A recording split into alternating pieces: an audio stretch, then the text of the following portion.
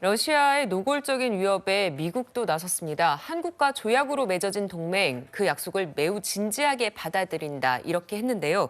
최진봉 교수님, 늘상 있는 원론적 수준의 발언인지 아니면은 한미 동맹을 조금 더 강조한 건지 궁금합니다. 그러니까 아무래도 이제 미국 입장에서는 우크라이나의 무기 지원 관련해서 여론도 상당히 안 좋잖아요, 지금. 그리고 러시아나 중국이 반발하고, 중국 문제는 물론 러시아 문제는 아닙니다만, 네. 이 반발을 하다 보니까 거기에 대해서 뭔가 좀 지원을 해주고 싶은 마음이 있는 것 같아요, 미국 입장에서는.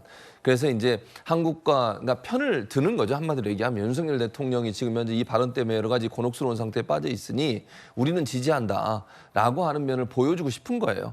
근데 이게 문제가 되는 게 뭐냐면, 이렇게 되면 선명하게 한미일 그다음에 북중러라고 하니 3대3 구조가 형성이 되면 신냉전 시대가 다시 돌아가는 거거든요. 네. 한반도가 상당히 위험해질 수 있다는 점, 이런 점이 첫째로 우리가 고려해야 될 부분이고, 두 번째는 러시아든 중국이든 우리와 경제 규모로 보면 상당히 많은 경제 규모가 있는 상태예요. 그리고 우리나라 기업들이 러시아든 중국이든 많이 진출해 있는 상황이고, 그 기업들에게 받을 어떤 피해, 이런 부분도 고려해야 된다고 보여지고요.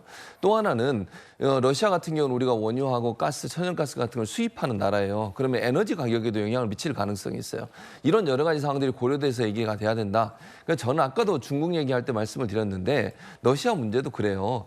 저는 이 상황은 좀 두루뭉실하게 얘기를 해야 돼요, 대통령이. 직접적으로 무기를 지원할 수 있다, 가능성이 있다라고 얘기를 해버리면 안 된다는 얘기를 하는 거예요.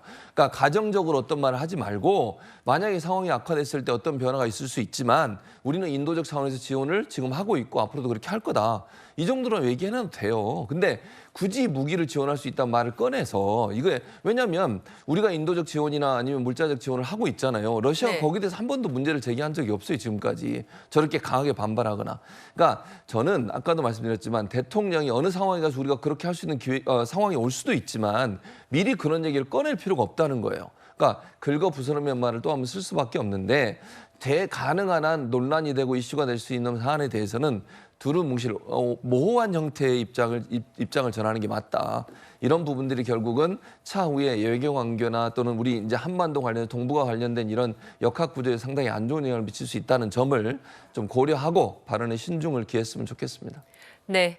윤석열 대통령은 또 외신 인터뷰를 통해서 북한 핵 공격에 대비한 나토 이상의 강력한 대응을 언급했습니다. 지난 1월에는 자체 핵무장론을 꺼내기도 했습니다. 일시적인 가짜 평화에 기댄 나라들은 역사적으로 지속 가능하지 않고 다 사라졌습니다. 힘에 의한 평화를 추구한 그런 국가들은 지금까지 역사상 사라지지 않고, 이제 더 문제가 심각해져 가지고 여기 뭐 대한민국에 무슨 전술핵 배치를 한다든지 우리 자신이 그 자체 핵을 보유할 수도 있습니다. 자, 그러니까요. 다음 주 한미 정상회담에서 나토식 핵 공유를 뛰어넘는 이른바 한국형 핵 공유 내용이 제시될지가 관심인데요. 김병민 최고위원님, 예. 이번 방미에서 어떤 안보 관련 성과를 기대하고 계십니까? 우리가 조금 전 발언에서 봤듯이 힘에 의한 평화라는 부분을 좀 집중해 봐야 될 필요가 있다고 생각을 합니다.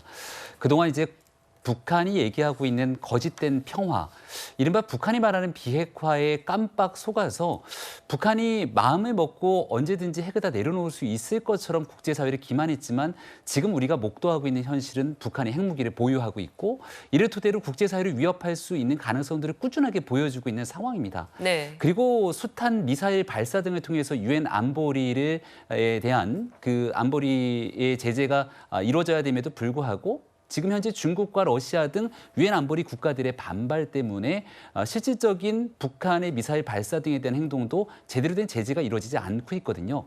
이번에 한미 정상회담을 통해서 북핵 문제에 분명하고 단호하게 대응할 수 있는, 우리를 어떤 방식의 힘으로 지켜낼 것인지에 대한 성과물들을 도출하는 것, 이게 가장 중요한 일이라고 생각하고요. 실질적으로 자체 핵무장하면 제일 좋을 텐데, 이게 현재 있는 국제사회 속에서 제대로 허용되기 어려운 측면들이 있다면, 과연 미국이 나토식 핵공유를 넘어설 정도로 우리 대한민국의 안보를 어떤 방식으로 지켜낼 수 있는지, 거기에 대한 좋은 성과를 가져오지 않을까 기대를 좀 하고 있습니다. 네. 신냉전 시대 초입이라고 아까 패널께서 말씀해 주셨지만 각국은 이제 국익 계산에도 바쁩니다. 윤 대통령 안보 외에도 이번 방미에서 경제 분야에 대한 타협점도 찾아야 하는 그런 상태입니다. 정혁진 변호사님, IRA나 반도체법에 대한 해법까지도 얻을 수 있을까요? 그거는 쉽지 않을 수 있죠. 왜냐하면은 안보 관련해가지고는 한미 양국의 이해관계가 일치하는 측면이 많이 있어요. 그다음에 네. 그런데 경제 문제는 또 다른 문제 아니겠습니까? 왜냐하면 각국의 그 회사들에 대해서 기업들에 대해서 어떻게 그 보조를 갖다가 하고 어떻게 지원을 할 것이냐.